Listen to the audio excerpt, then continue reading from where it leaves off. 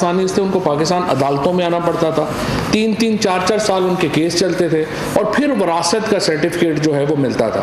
اب ہم نے اس کو یہاں پر بھی آسان کر دیا ہے، نادرا کے دفتر سے آپ کو سکسیشن سرٹیفکیٹ ملتا ہے، اور اب اسی سلسلے کو ایکسٹینڈ کیا جا رہا ہے بیرون ملک۔ بیرون ملک جو پاکستانی ہیں اب ان کو اپنے سکسیشن سرٹیفکیٹ کے لیے پاکستان نہیں آنا پڑے گا، وہیں جو امبیسی ہے اس کے اندر ہی وہ جائیں گے، وہیں پہ نادرا کا سسٹم جو ہے وہ لگا دیا گیا ہے، اور وہ اپنی جو سکسیشن سرٹیفکیٹس ہیں وہ پاکستان میں متعلقہ جو ہمارے سفارت خانے ہیں وہاں سے حاصل کر سکیں گے۔ یہ ایک بہت بڑا فیصلہ ہے، خصوصاً ہماری جو خواتین کے لیے بہت بڑا فیصلہ ہے، جن کو اب عدالتی جھنجھٹوں سے جان چھٹ جائے گی اور وہ اپنے سکسیشن سرٹیفکیٹس جو ہیں وہ لے سکیں گے۔ اس کے ساتھ ساتھ آپ نے دیکھا یہاں پہ بہت اسلام آباد میں جھگڑا رہا ہے، ہمارا وکلا کا اسپیشلی بہت بڑا یہ مطالبہ رہا ہے کہ ان کو چیمبرز نہیں مل رہے، فیسیلیٹیشن سینٹرز نہیں مل رہے۔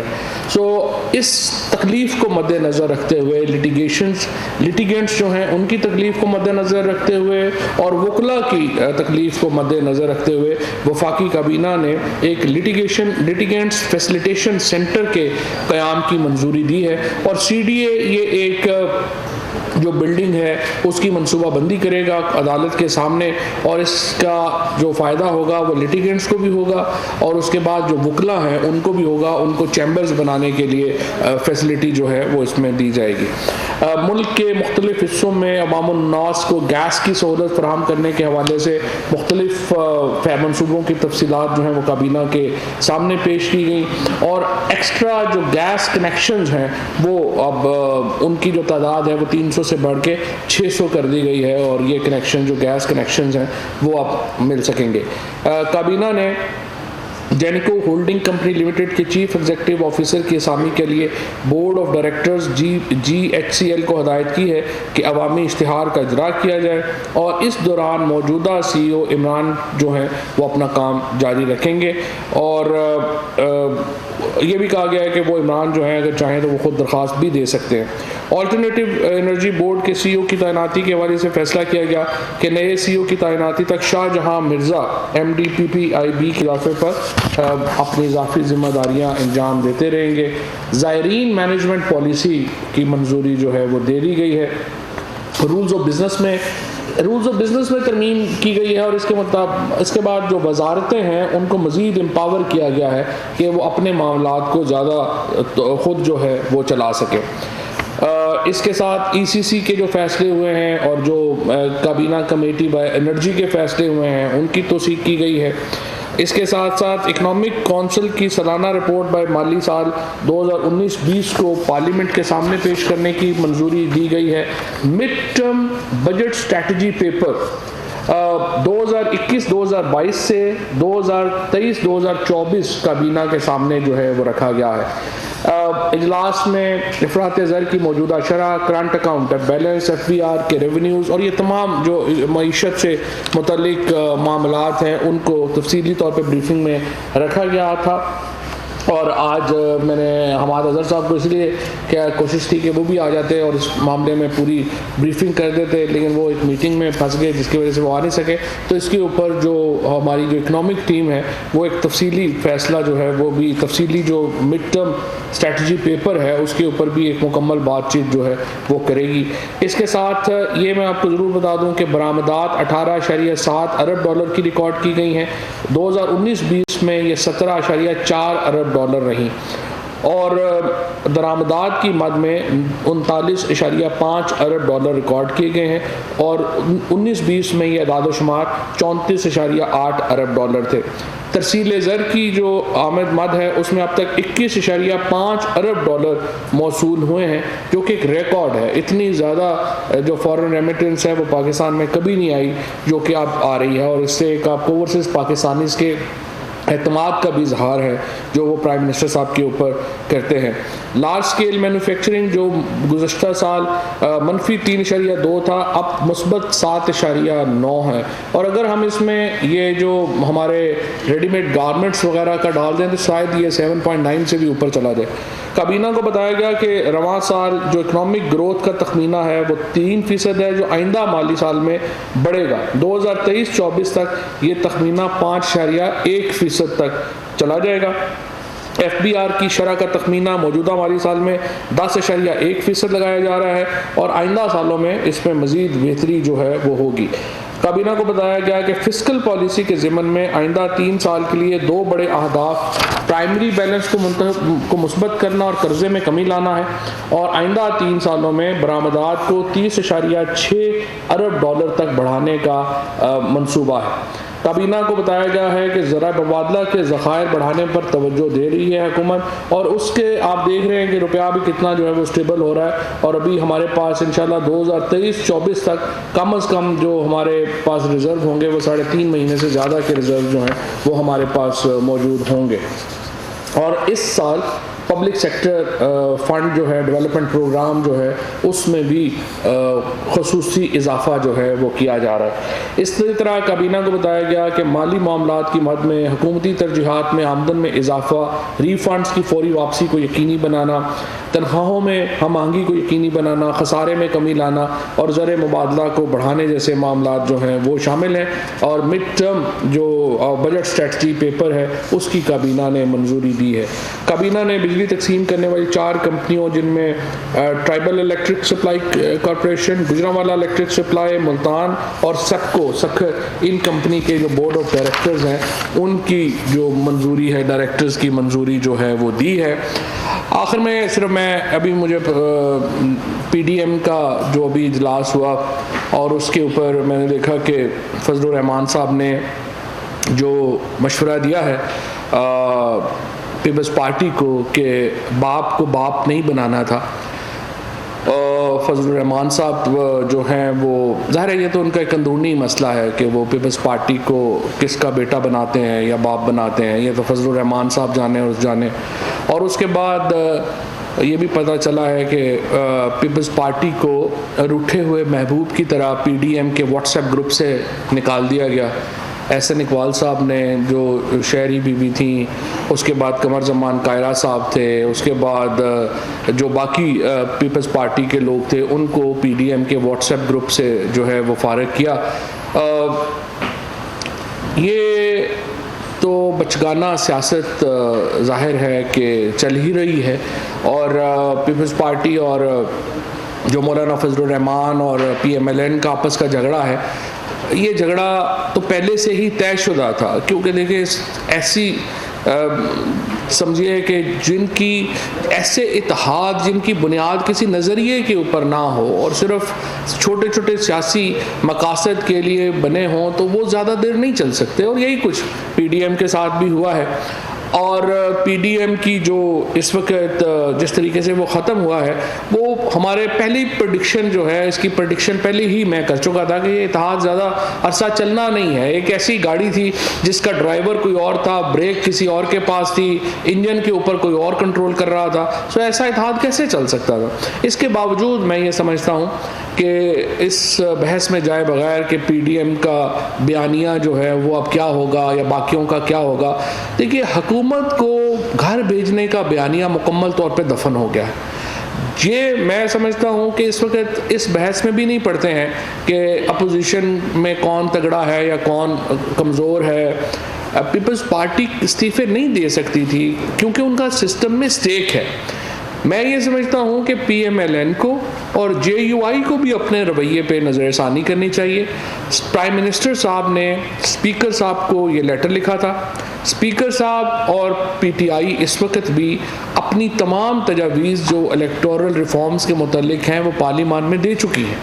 ہم چاہتے ہیں کہ نون لیگ اور JUI اور پیپلز پارٹی یہ تینوں بھی اپنے جو اصلاحات کی جو پالیٹکس جو ہے اس کو شروع کریں۔ استعفوں کی سیاست ختم ہو چکی ہے، آپ نے اپنا شوق پورا کر لیا ہے۔ اب اگر آپ دوبارہ اس کو اپنی ایک سمجھیں کہ انا کی خاطر اس پارلیمنٹ کو نہیں چلنے دیں گے تو آپ کا اپنا نقصان ہوگا۔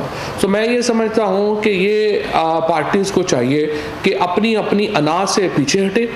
ہم نے آپ کو موقع دیا ہے، ہم پھر آپ کو اصلاحات کا موقع دے رہے ہیں، آپ آئیے اپنا اپنا اصلاحات کا جو پیکج ہے وہ ہمارے ساتھ لے کے آئیں، ہم آپ کے ساتھ بیٹھتے ہیں۔ اور چونکہ اب PDM نہیں رہا، PDM کی پلیٹ فارم کو آپ بھول جائیں، ہم پیپلز پارٹی، JUI اور PMLN تینوں سے علیحدہ علیحدہ بات کرنے کو تیار ہیں۔ اور ہم تینوں کو یہ موقع دینے کو تیار ہیں کہ وہ اپنا اصلاحات کا پیکج لے کر ہمارے سامنے آئے. ہم اگر یہی بات اگر الیکٹورل ریفارم سے شروع کر لیتے ہیں, اس کے بعد جو باقی اصلاحات ہیں خصوصاً جو عدالتی نظام سے متعلق اصلاحات ہیں اس کے اوپر بات کر لیتے ہیں, اور تینوں جماعتوں سے ہم علیحدہ علیحدہ بات کرنے کو بھی تیار ہیں, ہم ان کے ساتھ بیٹھ کے اصلاحات کے اوپر آگے بڑھنے کو بھی تیار ہیں. تو یہ آج کا مختصر کابینہ کا معاملہ تھا. باقی اب اگر کوئی سوال ہے. دو سوال ہیں. ایک تو جو پولیٹیکل اسٹیبلٹی کے ساتھ جو اکنامک ڈیسیژن میکنگ ہوتی ہے اس میں کلیئرٹی بہت ضروری ہوتی ہے. اس وقت جو ایک ایشو ہے وہ جو ہمارے وزیر اعظم حماد صاحب کے اسٹیٹس کا ہے.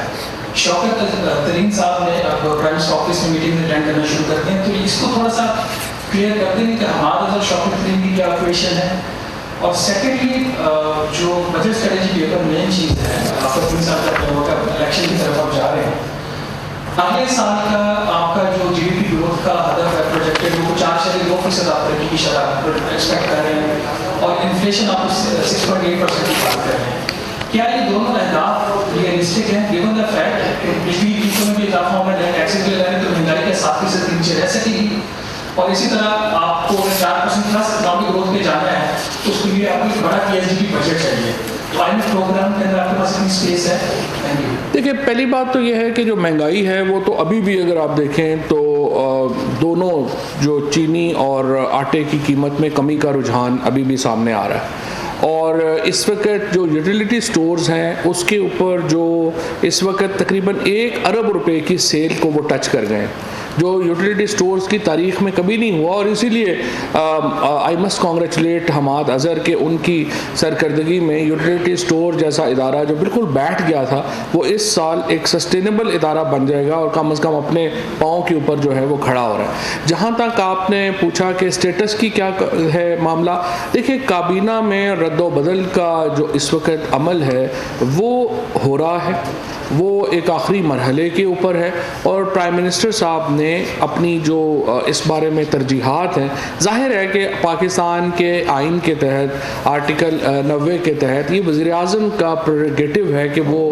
کابینہ میں کس کو منسٹر بناتے ہیں یا کس کو کیا محکمہ دیتے ہیں, تو اس کے مطابق وہ فیصلہ کر لیں گے, اور جلد فیصلہ کر لیں گے تو پھر یہ آپ کی جو کنفیوژن ہے یہ دور ہو جائے گی. دو تین سوال ہیں. ایک تو آج آپ انفارمیشن منسٹر دوبارہ سے بن گئے, ایک اسی کے بارے میں سوال ہے جو آپ جب چھوڑ کے گئے تھے انفارمیشن منسٹر, جو آپ کی اسٹریٹجی تھی میڈیا کے بارے میں, آپ اسی میں چلیں گے یا کوئی آپ کی اسٹریٹجی چینج ہوگی؟ اور دوسرا سوال یہ ہے کہ جہانگیر ترین کے حوالے سے کافی تنقید آ رہی ہے حکومت کے اوپر بھی, وزیر اعظم کی اعظم خان کے اوپر بھی, اور ان کے کچھ لوگوں نے خط بھی لکھے ہیں پرائم منسٹر کو. اس پہ کوئی کیبنٹ میں بات ہوئی ہے اور آپ کی حکومت کی کیا قدرت ہوئی ہے؟ اور تیسرا آپ نے یہ گیس اسکیموں کے حوالے سے کہا 300 سے 600 کیا, 3 لاکھ سے 6 لاکھ کنیکشن کیے یا 300 سے 600؟ ہاں 3 لاکھ سے 6 لاکھ. ہاں ٹھیک, تھینک یو. اچھا جی, پہلی بات تو یہ ہے کہ پہلے میں بن جاؤں گا تو کر لوں گا, پہلے مانتے ہوں. دوسری بات یہ ہے کہ جو آپ نے کہا جہانگیر ترین صاحب, وہ لوگ گھرے ہوئے ہیں کیونکہ جب آپ کھڑے تھے میں نے تو نہیں کہا تھا کہ یوٹیوب چینل جو ہیں وہ, میں تو کہہ رہا تھا یوٹیوب چینل زیادہ بڑھ جائیں گے. میں نے کہا تھا 5 سال میں بڑھیں گے, وہ 2.5 سال میں بڑھ گیا. میں تو نہیں روک سکتا ٹیکنالوجی کو, تو میں نہیں روک سکتا. دوسری بات یہ میں اس کو پھر بھی میں نہیں روک سکتا. جو آپ جیسے کہ دیکھیں نا چاند نکل رہا ہے, بڑے لوگ ضد میں پڑ جاتے ہیں کہ نہیں ہماری مرضی سے نکلے, تو وہ تو نہیں روک سکتے.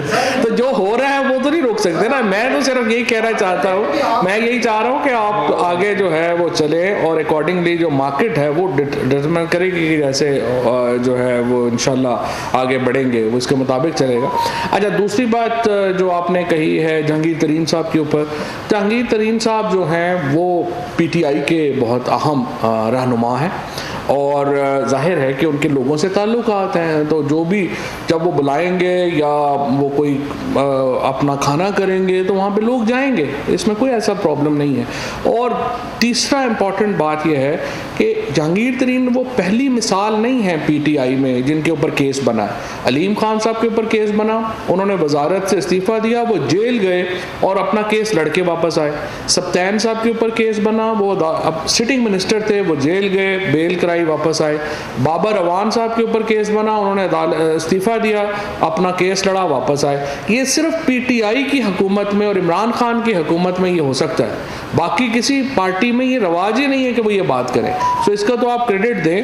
اور جہانگیر ترین صاحب بھی اپنا کیس لڑ رہے ہیں اور اس کے مطابق جو ہے وہ لڑیں گے. ٹھیک ہے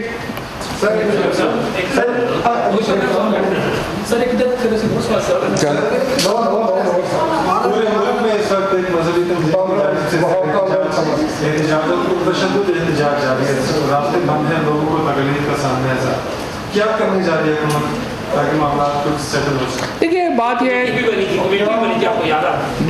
دیکھیے بات یہ ہے کہ ہم معاملات کو امن اور امان سے جو ہے وہ چاہتے ہیں کہ حل ہوں. ہم یہ بھی چاہتے ہیں کہ لا اینڈ آرڈر کا پرابلم کریٹ نہ ہو. اس وقت سب سے بڑا مسئلہ یہ ہے کہ جو آکسیجن سلنڈرز کی جو موومنٹ ہے وہ ہنڈر ہوئی ہے, اور ابھی خصوصی انتظامات کرنا پڑ رہے ہیں کہ آکسیجن سلنڈرز جو ہیں وہ جس طرح میں آپ کو بتا رہا تھا کہ 4100 پیشنٹ ایسا ہے کووڈ کا جو اس وقت خصوصی نگہداشت میں ہے, ان کو راستہ روکنا جو ہے وہ بہت ہی نامناسب بات ہے, اور اس کے لیے خصوصی انتظامات کیے جا رہے ہیں. دیکھیے ہم ایک ریاست ہے, ملک پاکستان جو ہے یہ دنیا کا 5ویں بڑی ریاست ہے. ہم اپنے فیصلے جو ہیں وہ گروہوں پہ نہیں چھوڑ سکتے. پاکستان کی ریاست نے اپنے فیصلے خود کرنے ہیں, اور کسی بھی گروہ کو, کسی بھی پارٹی کو, کسی بھی جو گروپ ہے اس کو یہ سوچنا بھی نہیں چاہیے کہ وہ حکومت پاکستان کو یا ریاست پاکستان کو ڈکٹیٹ کر سکتا ہے. ڈکٹیٹ آپ نہیں کر سکتے, آپ بات کر سکتے ہیں, آپ اپنے مطالبے ایک جمہوری انداز میں سامنے رکھ سکتے ہیں. ڈکٹیٹ کرنے کا اختیار جو ہے وہ کسی کے پاس نہیں. واجد صاحب, آج کابینہ نے کوئی 42 کمپنیز کو PIDC میں مرج کرنے کے حوالے سے کوئی فیصلہ کیا ہے, اس حوالے سے زیادہ نہیں, PIDC میں مرج کرنے کا فیصلہ اس وقت میرے پاس نہیں.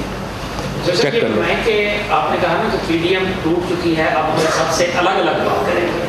تو باقی آپ جماعتیں نے تو کٹھی ہیں مولانا کے ساتھ, اگر وہ کٹھی آتی ہیں اور بات کرنا چاہتی ہیں تو کیا ان سے الگ بات کریں گے اور PP اور ALP سے الگ بات کریں گے؟ اور دوسرا ایک لمحے کے لیے یہ جو اب جیسے آپ نے کہا نا سورج چڑھ رہا ہے تو میں تو نہیں روک سکتا, کہ یہ جو احتجاج جاری ہے ملک بھر میں اس وقت, اس سے جو لوگ پرابلم میں ہیں اس سے بھی کوئی آنکھیں بند نہیں کر سکتا. آپ کی گورنمنٹ نے ایک معاہدہ کیا تھا اور آپ لوگوں نے یہ کہا تھا کہ ہم اسے 20 اپریل سے پہلے پارلیمان میں لائیں گے, کیوں گورنمنٹ یہ وعدہ پورا نہیں کر رہی؟ اچھا, پہلی بات تو یہ ہے کہ جو آپ نے پہلی بات کہی تھی کہ پہلا سوال آپ کا کیا تھا؟ ہاں PDM. دیکھیں PDM کا مطلب یہ ہے, ہم تو ان جماعتوں سے بات کریں گے نا جو پارلیمان کے اندر ہے. PDM کی جو 8 جماعتیں ان میں سے 5 جماعتیں تو ایسی ہیں جن کا پارلیمنٹ کے اندر کوئی رکن ہی نہیں ہے, تو ان سے ہم کیا بات کریں.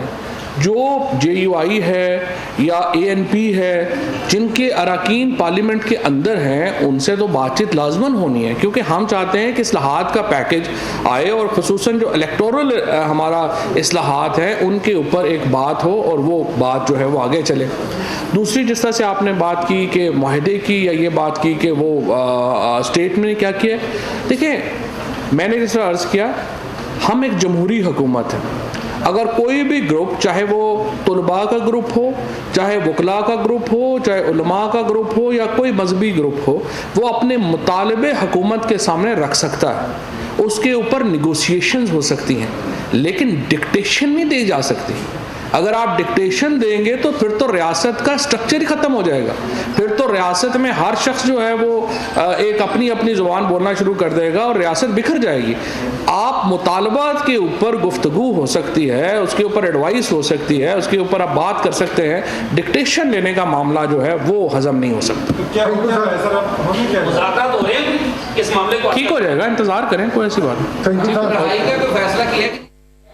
وفاقی وزیر چودھری فواد حسین کابینہ اجلاس پر میڈیا کو بریفنگ دے رہے تھے. انہوں نے کہا